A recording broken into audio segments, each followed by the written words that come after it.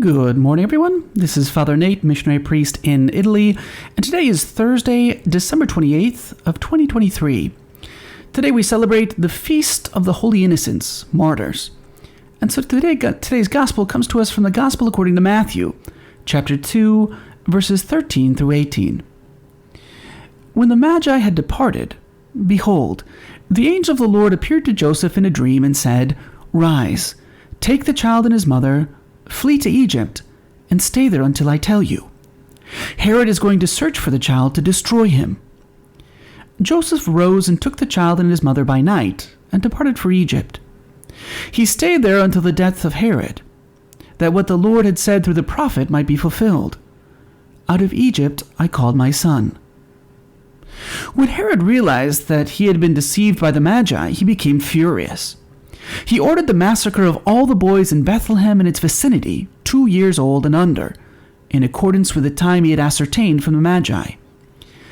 Then was fulfilled what had been said through Jeremiah the prophet. A voice was heard in Ramah, sobbing and loud lamentation, Rachel weeping for her children, and she would not be consoled, because they were no more. As we make our way through the Christmas octave, we come to another, perhaps more difficult feast, that of the Holy Innocents.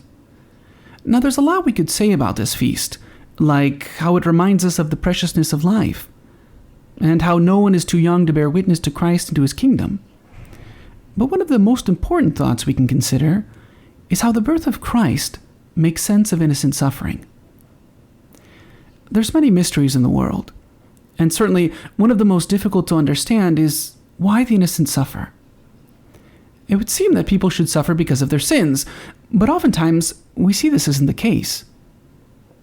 Sometimes it seems even the contrary. The sinful get off easy, and the innocent suffer, and in a particular way, children. On one hand, this follows from being a part of humanity. Since in Adam all sinned, in Adam too, everyone must share in the wages of that sin: death, suffering, and sorrow. Yet after Christ's coming, the suffering of the innocent takes on new meaning. Christ himself had no sin. He was perfectly innocent. And thus the innocent, in their sufferings, imitate Christ in a particularly powerful and profound way. If those sufferings are offered to God, then they bring about the work of sanctification and purification of the sins of others.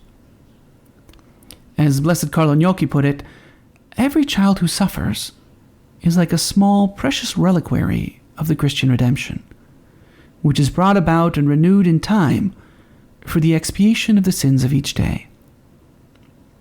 In other words, a child or any innocent person who suffers is like a representation of Calvary.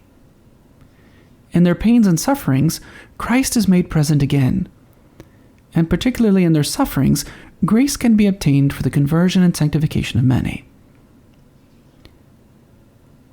As we read in John's Gospel, "Rabbi," the disciples asked at the sight of a man born blind, "Who sinned, this man or his parents, that he was born blind?" "Neither he nor his parents sinned," replied Jesus, miraculously restoring the man's sight. "It is so that the works of God might be made visible through him." In the mysterious Christian economy, the suffering of the innocent is also for the manifestations of the works of God and those of man, the works of science, mercy, love, and charity.